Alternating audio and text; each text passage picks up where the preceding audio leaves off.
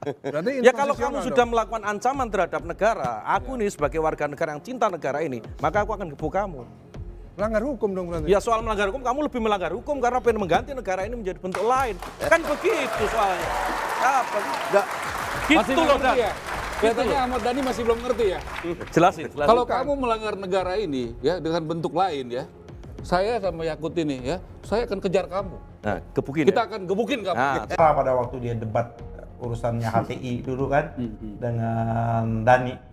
Sekarang ini ada nih orang yang merongrong kewibawaan negara yang mengganggu kedaulatan bangsa kita. Kenapa nggak diturunkan pasukan-pasukan mereka yang selama ini teriak-teriak saya Pancasila, saya NKRI harga mati. Ini NKRI udah tergadai-gadai gitu loh.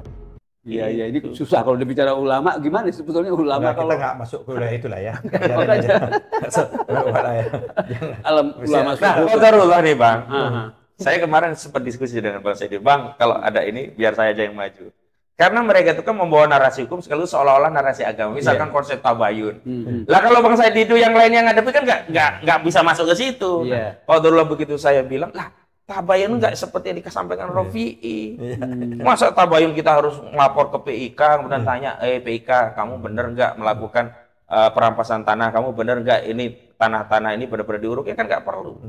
Tabayun itu kepada korban, in ja'akum fasikum binaba'in fatabayanu. Maksudnya kalau kita ada kabar, ada kali diuruk, sungai diuruk, ada tanah dirampas, kita harus tabayun kepada orang keluarga. benar nggak gitu ya? Benar nggak? Nah, ketika sudah diakui, iya, dan kita sendiri datang ke kali itu, namanya Kali Kalimalang. Sungai Kalimalang itu lebarnya 20 meter, yang ditimbun sudah 3 kilometer. Waduh. Nah, sudah gitu masa kita perlu tabayun lagi ke aguan? Lah ke sana nanti kita ini cari cuan ini, bahaya buat kita. Dikira kita itu tukang peras nanti. Yang paling penting itu memang gini, jangan kita mengulangi lagi proses reklamasi Jakarta. Nah, Reklamasi Jakarta itu ada daerah-daerah yang sudah terreklamasi. Betul. Ya sudah daerah seperti itu. Yang itu yang mungkin yang dianggap nanti diselundupkan itu.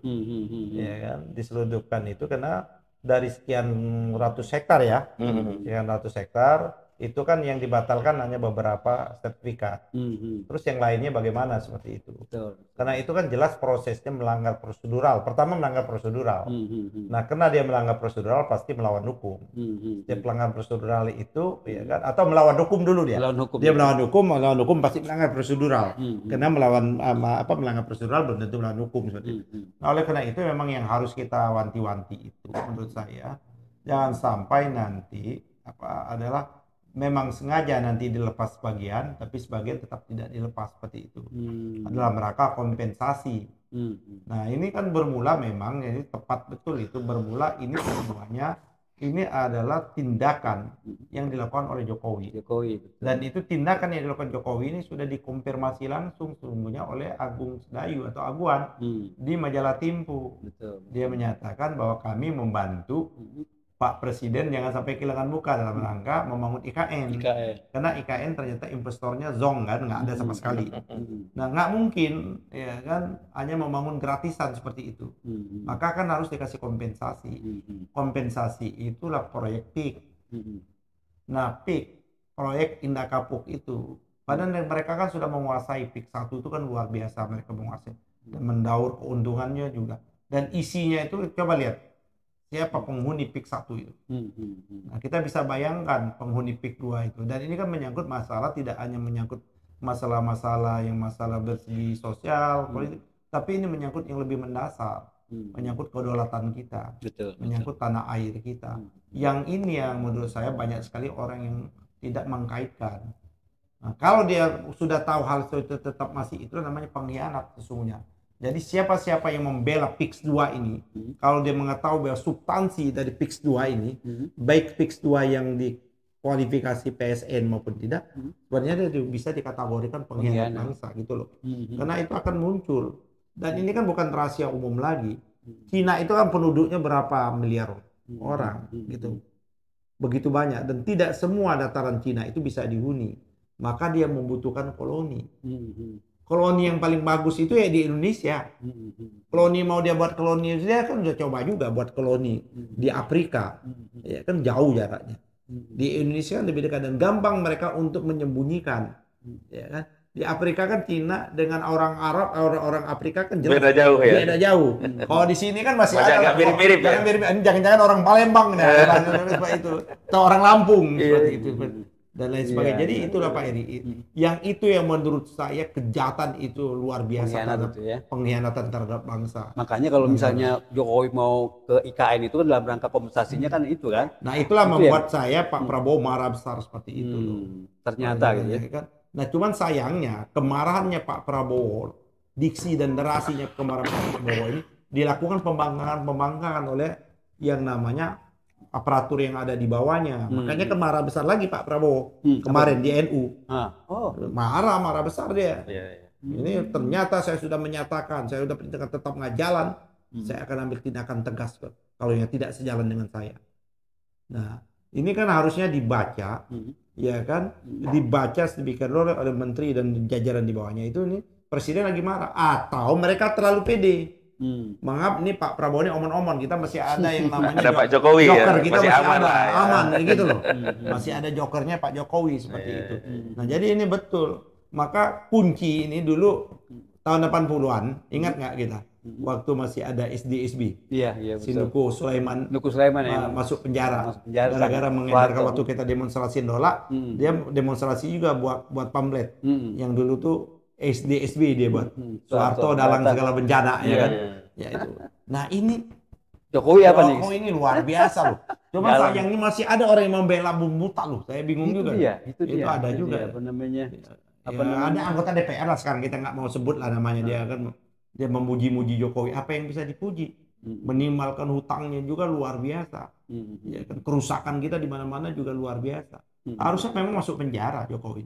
Betul. Harusnya. Nah ini kan laporan ini kan gugatan perdata. Ada baiknya juga kelompok-kelompoknya Pak Adi Nauzin dan kawan-kawan yang lainnya ini segera mengeruduk juga. Pidanakan? Iya pidanakan ke KPK dan sayangnya seperti ini. Gimana pidanakan? Menarik. Itu. Begini, kenapa kami dulu latarnya ngambil perdata? Perdata itu tidak bisa diintervensi oleh aparat penegak hukum. Mau nggak mau perkara harus jalan. Mau nggak mau ya mereka harus menghadapi. Kalau pidana sepanjang Kapolrinya belum ganti, nggak akan jadi itu barang. Makanya salah satu evaluasi kami, termasuk kemarin kami mengalami kejadian itu, ini titik krusialnya itu memang Kapolri harus ganti. Kenapa? Sampai hari ini loh, ini sudah 3 pekan. Kok belum ada satupun tersangka di kasus pagar laut dan sertifikat? Katanya kemarin udah ya? Belum, baru disebut, update, sudah memeriksa, baru meningkatkan rencana dari penyelidikan mau ke penyidikan. Tapi belum ada satupun tersangka. Tapi peristiwanya belum dikategorikan ke penyidikan, belum ya? Belum. Oke. Padahal kan sudah lama. Pak Eri, kalau penyelidikan itu baru menemukan bagaimana menemukan ada atau tidak peristiwa pidananya. Betul. Kalau dia udah penyidikan sudah ada peristiwa pidananya. Tinggal mencari aktor dan pelakunya. Saya dengar-dengar kemarin mungkin saya salah. Ada pengumuman dari Mabes itu sudah ada gini udah naik itu kan. Sudah dipanggil. Ternyata kan belum ada kan. Ternyata kan ada lagi berlipat-lipat nih. Kasusnya multidimensi juga. Ada pemalsuan girik dan lain sebagainya. Dan yang punya kewenangan melakukan pemalsuan bukan rakyat biasa. Pasti aparatur ini. Nggak mungkin rakyat biasa ya? Nggak mungkin. Pasti aparatur seperti itu loh. Jadi banyak banget yang terlibat. Nah kembali lagi kepada gugatan ini kan nanti berseri nih. Nggak apa-apa. Saya kira nggak apa juga ada sebagian lagi masyarakat kita dorong juga untuk melaporkan.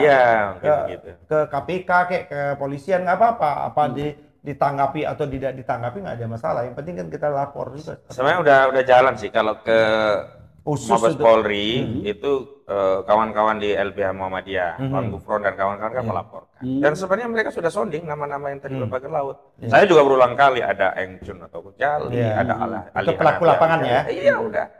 Ada Mandor Mehmet. Ada kemudian apa namanya? Ini Mandor Mehmet ini pribumi di sana atau dia pribumi, Bang. Pribumi. Tapi kalau Engcun ini kan Cina Beteng lah, Cina Peranakan, si Engcun itu namanya Gojali. Dan memang nama-nama kalau Ali Hanafia itu Palembang, Cina Palembang. Oh sama gua. Iya, sama-sama gua.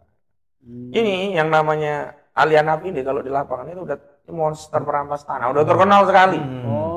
Jadi kalau orang di sana itu udah tahu yang mager siapa, yang tahu, cuman kenapa kebenaran material ini kok tidak segera diformilkan oleh aparat yang berwenang gitu loh. Jadi maksudnya Adi Nauzin ini sesungguhnya aparat kepolisian itu udah tahu juga. Apa ini masih karena masih ada bentengnya tadi.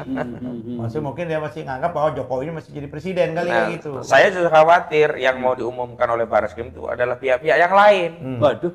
Ya sekedar untuk menjadi pertanggung jawab publik seolah-olah sudah ada yang ditersangkakan. Kira-kira siapa itu? Nah, kalau kita lihat kan dia masuknya di 263, 266. 263 Pemalsuan. itu pemalsuan, 266 itu mau dimasukkan keterangan palsu pada akta otentik. Dia akan masuk tentang sertifikatnya, belum ke pagarnya. Padahal kan masalah pertama kan pagarnya. Baru sertifikat, ini ngeloncat. Dugaan saya ngeloncatnya ini untuk menghindarkan nama-nama yang sudah santer ini agar tidak diproses. Dia masuk, bisa jadi nanti yang jadi korban ya kepala desa. Dugaan saya yang pertama Kohot nih. Si Arsin ini jadi tombal ini Bang. Ya, karena dia udah muncul kan. Dia terlalu pasang badar juga gitu loh. Karena dia banyak mendapat manfaat juga. Iya juga gitu, dapat Rubicon. Siapa lagi selain Terus pasti dari orang BPN. BPN Tangerang lah ini. Ya. Terus termasuk dari kantor surveyor berlisensi, kantor jasa surveyor berlisensi. Karena kan ketika mau membuat sertifikat kan harus disurvei. Ini kan pasti palsu keterangannya. Ya, Masa betul. itu daratan, padahal faktanya udah laut begitu. Dan dia berbohongnya berkali-kali juga. Itu terutama kepala desa itu Kohot itu? Ini katanya dulu adalah daratan, cuman ke abrasi. Dan dibantah langsung melalui peta satelit. peta ya, satelit langsung menyatakan itu ya. Tapi menariknya kalau misalnya apa namanya? Jadi kembali lagi gini, kita yang tanya sama Adi Nauzinuddin. Kan Senin besok, Senin depan Mediasi. ya. Mediasi. Tanggal 10. Tanggal 10 mediasi itu dan prinsipal kan diwajibkan hadir. Nah, tengangnya andai kan nggak hadir kan pasti diundur lagi nih oleh hakim mediator. Itu penggugat ini mau berapa kali? Kalau melalui peraturan Prema kan hakim memberi waktu 1 bulan, tapi bisa menambah waktu kalau ada indikasi akan mengarah pada damai. Tapi kalau nggak ada indikasi ya 1 bulan selesai berarti dianggap gagal. Nah, gitu. pertanyaan saya gini, kan kita kan punya harus sikap ya. Nanti ternyata dia tidak mau hadir-hadir. Iya, itu dia. Kita menolak bermediasi kalau nggak hadir. Dia mau hadir-hadir, berarti mediasi itu kan tidak pernah terjadi. Tidak terjadi. Kan artinya pengadilan harus memanggil kembali untuk memanggilkan mediasi gitu. Dugaan saya mereka nggak hadir. Tapi kalau mereka nggak hadir, kita nggak mau bermediasi dengan pihak yang tidak punya otoritas. Karena memang ya, yang menarik kalau misalnya nggak mau panggil paksa kan, itu yang menariknya gitu. Nah ini yang memang sedang kita pelajari lebih lanjut, apakah hakim mau mengambil sebenarnya harusnya seperti itu, ada upaya paksa. Walaupun kasus ini kasus perdata. Harusnya ada upaya paksa dalam rangka untuk menghargai, menghormati sistem peradilan kita. Betul. Ya, oke. Tapi sebenarnya saya rasa nggak ada alasan loh kalau Aguan nggak datang itu. Karena di Jokowi. majalah Tempo, ya Jokowi dan Aguan yang lainnya lah. Kan semua prinsipal ada. Karena di majalah Tempo kan dia selalu bernarasi kalau ada masalah silakan bawa ke hukum. Saya kan nggak mungkin menghadapi masyarakat banyak. Nah hari ini kita bawa ke hukum. Nah kalau dia nggak mau datang ke pengadilan berarti dia yang nggak menghargai hukum. Aguan yang nggak menghargai hukum. Dia yang minta kita bawa ke hukum. Begitu kita Antoni Salim juga kan? Ya semua. Ya mudah-mudahan kita tunggu hari Senin tanggal 10. Dan ini kan keuntungan mereka ini luar biasa. Iya. Mereka udah kaya raya ya kan di Republik ini. Dan kaya raya Republik ini mereka kalau kan dari bapaknya. Antoni kan dari bapak, dan bukan karena kerja keras kok mereka itu, bukan karena fasilitas ya. Karena kedekatan mereka dengan kekuasaan kayak gitu loh. Betul. Mereka itu dekat kekuasaan dan akhirnya menguasai kan sumber daya alam kita. Klubnya Salim ini kan tidak hanya menguasai Indonesia, hampir menguasai dunia juga seperti di Asia Tenggara terutama. Dunia udah dia punya di Amerika Latin dia punya perkebunan macam-macam dan sebagainya. Air dia kuasai semuanya. Ini luar biasa, dia menguasai bisnis, mereka itu menguasai hidup. Bisnis ke depan itu kan satu masalah food, kedua masalah air. Iya, betul. Oke, terima kasih Mas Fauzin, Pak Ketum. Pemirsa sekalian, kita tadi sudah dengar menarik sekali tadi uraian, penjelasan dan informasi yang banyak dari Mas Fauzin. Kira-kira mau gugat apa lagi nih kira-kira? Nah itu, kita mau nunggu nih kira-kira terkait dengan ini apa lagi yang digugat gitu kan. Walaupun istilahnya kita berharap sekali yang ini dulu nih, istilahnya Jokowi, Aguan, Antoni Salim hadir di mediasi gitu. Walaupun kita jadi begini ya. Sebenarnya kita itu tidak punya pretensi ingin menggugat banyak orang dan banyak pihak. sepanjang negara hadir menyelesaikan apa yang menjadi tugas, kewajiban, dan tanggung jawab negara. Iya, iya. Sebenarnya kan masalah ini kalau negara hadir, fungsi negara berjalan nggak perlu ada gugatan, diselesaikan. Tapi karena negara tidak hadir, maka kami mengajukan gugatan dengan harapan ketika gugatan ini sudah masuk ke peradilan, banyak atensi masyarakat, negara hadir. Misalnya, salah satu tuntutan kami kan menghentikan proyek. Sebenarnya kan tidak lewat gugatan, negara hadir selesai dengan cara apa? Pak Presiden mengumumkan, semua dievaluasi, tapi spesifik termasuk PSN PIK 2, jangan hanya akan sampai hari ini belum. Menghentikan semua proyeknya, kemudian mengaudit, memediasi, negara loh yang memediasi. Karena sebelumnya saya ditawari Bang, suruh ketemu aguan, suruh ketemu pengacara untuk menyelesaikan kalau memang ada korban. Saya bilang, bukan kalau memang ada. Cuman hari ini saya tidak mau bermediasi dengan korporasi, karena saya punya negara. Yang harus memediasi, yang menyelesaikan adalah negara saya, bukan korporasi. Kalau yang menyelesaikan korporasi, pasti substansinya kepentingan korporasi. Saya ingin negara yang menyelesaikan, hadir, memediasi masalah ini, dan menuntaskan persoalan. Kenapa? Kalau negara ada kontrol. Nah kalau nanti cuma korporasi, sebagian ada yang dapat, kemudian yang dapat itu karena kepentingannya sudah selesai, nggak berjuang. Ini memecah belah malahan. Betul. Kalau negara yang hadir. Substansinya kayak gini sebenarnya. Tidak hanya sebenarnya hadir itu, negara harus segera mengambil kebijakan-kebijakan. Iya. Kenapa tidak mencontoh, tidak hanya di sini sih. Pola pembangunan ini yang dirubah. Kita ini pola pembangunan kita udah merusak. Jadi ada seolah-olah pola ownership. Padahal seharusnya mereka itu, sifat mereka itu, karakteristik mereka itu adalah pembangun, developer saja. Ownership-nya tetap pada negara, itu yang hadir. Maka dibentuklah yang namanya badan-badan yang namanya badan pengelola atau otorita. Dulu kan zamannya Pak Ali kan ada otorita fluid. Bukan Ateng Wijaya itu pemiliknya. Ateng Wijaya membangun sebagai developer. Tapi ownership semuanya itu ada negara yang hadir. Maka dia berdiri HPL dan sebagainya tetap. Di Batam kan itu kan ada pengelola otorita Batam. Nah, tapi mereka sekarang ini mau merambah menjadi seolah-olah menjadi ownership. Nah, karena ownership itulah mereka meraup keuntungan yang luar biasa. Betul. Ini kan pola yang betul-betul rakus. Dia tidak hanya untuk mengambil keuntungan dalam rangka pembangunan, tapi seolah-olah dia memiliki tanah. Padahal ini kan bumi dan tanah ini kan milik rakyat Indonesia, bukan miliknya korporasi. Seperti itu. Nah ini yang sejak rusaknya ini sejak zamannya Jokowi ini betul-betul merusak betul. Makanya kita berharap mediasi nggak datang terus dijemput paksa gitu kan harusnya kan jatuh. Sebenarnya kami harapkan bukan di perdata, Jokowi itu harus dituntut secara pidana. Cuman menunggu kekuasaan berpihak ke sana. Karena yang punya kewenangan kan negara, bukan kita. Kita kan cuma ngomong. Ya kalau kita nangkap nanti dianggap main hakim sendiri. Gitu. Enggak, kalau mediasi nggak ada. Seharusnya ini ya kan ada, saya nggak mau menyebut ormas. Nggak mau menyebut ormas karena ketua ormasnya lagi di jalan-jalan di luar negeri ya. Kan selama ini teriak saya Pancasila, ya kan, saya NKRI, ya kan, apa tuh? Menjaga kan? Iya, menjaga. Termasuk Ara pada waktu dia debat urusannya HTI dulu kan dengan Dani. Sekarang ini ada nih orang yang merongrong kewibawaan negara, yang mengganggu kedaulatan bangsa kita. Kenapa nggak diturunkan pasukan-pasukan mereka yang selama ini teriak-teriak saya Pancasila, saya NKRI harga mati. Ini NKRI udah tergadai-gadai gitu loh. Udah dicaplok ini, hampir dicaplok ya, udah dibuat negara dalam negara. Ya bayangkan aja ada suatu kawasan, kita kan ada namanya undang-undang bahasa. Tidak boleh ada aksara-aksara yang tidak menggunakan aksara-aksara Indonesia. Itu ke undang-undang ya, zaman saya. Sekarang kan lihat simbol bahasa, nggak ada istilah pembangunan eksklusif daerah tertentu. Contohnya adalah Vietnam Town, Afrika Town, atau Amerika nggak ada, atau Cina Town nggak ada. Tapi lihat fix itu. Naga yang simbolnya ada. Naga, aksaranya aksara Cina. Emang negara Cina ini sekali itu. Ya kan? Bahkan katanya ada pelayan-pelayannya yang tidak bisa berbahasa Indonesia. Artinya siapa mereka? Itulah menurut saya yang harus, kalau mau mereka yang selama ini sweeping itu. Nah, kenapa nggak sweeping deh? Buktikan bahwa betul-betul mereka cinta tanah air. Oke.